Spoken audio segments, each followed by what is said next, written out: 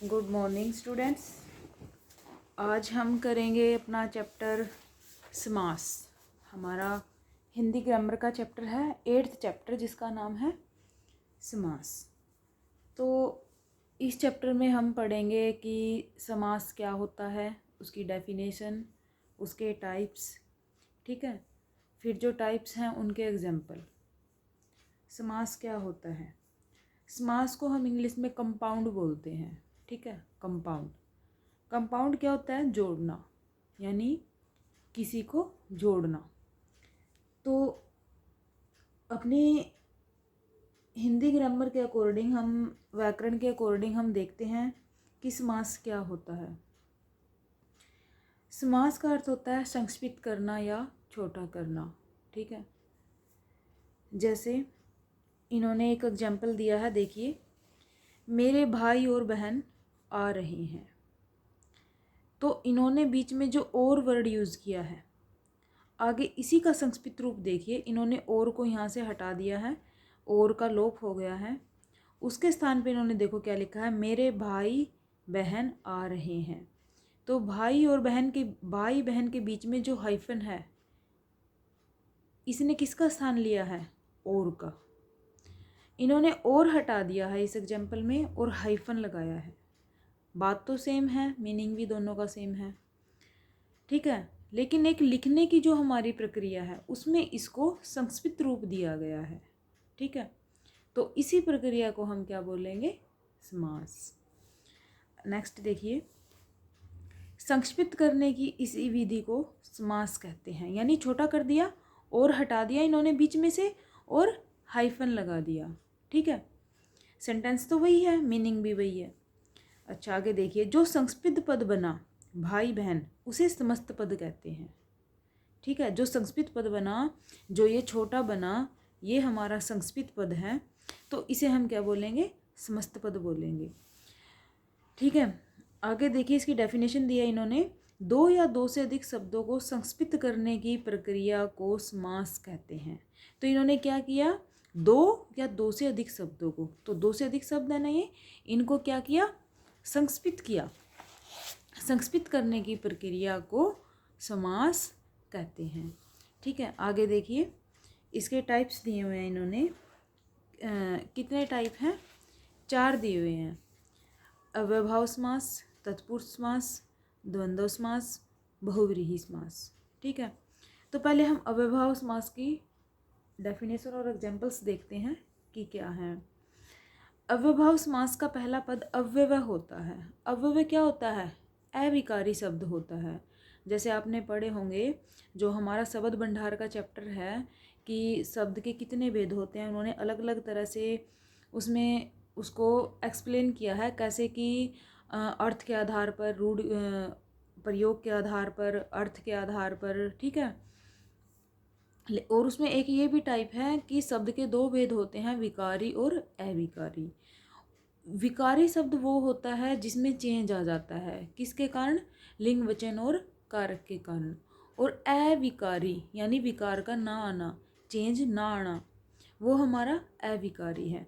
तो अव्यय होते हैं वो हमारे अविकारी शब्द ही होते हैं, ठीक है। तो अविकारी क्या होते हैं? जिसमें चेंज नहीं आता, किसके अकॉर्डिंग? लिंग वचन और कारक के अकॉर्डिंग। तो देखिए डेफिनेशन एक बार। अव्ययभाव समास का पहला पद अव्यय होता है, यानी अविकारी होता है, जो चेंज नहीं होता, और प्रधान होता है, ठीक है, यानी मेन भी होता है वो। इससे बना समस्त पद भी अव्यय होता है, यानी इसे जो समस्त पद बनता है वो अव्यय होता है। मीन्स उसमें लिंग वचन कारक के अकॉर्डिंग कोई चेंज नहीं होता। तो एग्जाम्पल देखिए, यथाशक्ति, शक्ति के अनुसार, यथासंभव, जहाँ तक संभव हो, आजीवन, जीवन भर, प्रत्येक, एक एक, हाथों हाथ, हाथ ही हाथ से। तो ये हमारा हुआ अव्ययभाव समास, ठीक है। यानी पहला पद अव्यय होता है, अविकारी होता है और प्रधान होता है, वो हमारा अव्ययभाव समास होता है, ठीक है। नेक्स्ट देखिए, तत्पुरुष समास। इसमें क्या होता है? दूसरा पद प्रधान होता है। इसकी एक गिनती मतलब ये कॉमनली जैसे पहचान ये भी है कि जैसे आप फर्स्ट समास को देखोगे कि अव्ययभाव समास है, पहला समास है फर्स्ट अव्ययभाव समास, और पहला पद ही उसमें अव्यय होता है। ठीक है। दूसरा है हमारा तत्पुरुष समास, इसमें क्या है, दूसरा पद प्रधान होता है। ठीक है। तो अब तत्पुरुष समास में क्या है, इसमें दूसरा पद प्रधान होता है। समास होने पर बीच की विभक्ति का लोप हो जाता है। ठीक है। तो जो समास होता है उसमें क्या होता है, बीच की विभक्ति का लोप हो जाता है। कैसे, देखिए जैसे इन्होंने एग्जाम्पल दिए हुए हैं, परलोकगामी, परलोक को जाने वाला। ठीक है।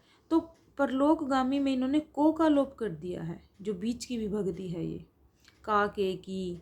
ठीक है। जो हमारे कारक होते हैं उनकी हमारी विभक्ति होती है, जैसे कर्ता ने, कर्म को, करण से, वो सब।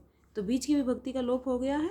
परलोकगामी, हस्तलिखित, हाथ से लिखित। तो जो बीच में ये वर्ड है से, इन्होंने इसमें इसका ये गायब कर दिया है, यहाँ से हस्तलिखित बन गया है।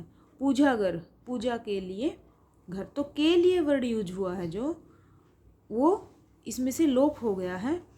दूसरा पद प्रधान है इसमें, पूजा घर।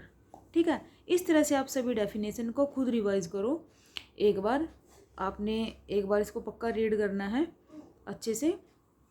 शोक मगन, शोक में मगन, तो में यूज हुआ है, इसमें में का लोप हो गया है। घुड़सवार, घोड़े पर स्वार।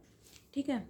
आगे देखिए, इन्होंने तत्पुरुष के उपभेद दिए हुए हैं। ये तो समास के भेद थे, तत्पुरुष समास। फिर तत्पुरुष के उपभेद हैं, कौन कौन से, दिगु, दिगु क्रमधार्य और नन। दिगु में क्या होता है, गिनती आती है। ठीक है।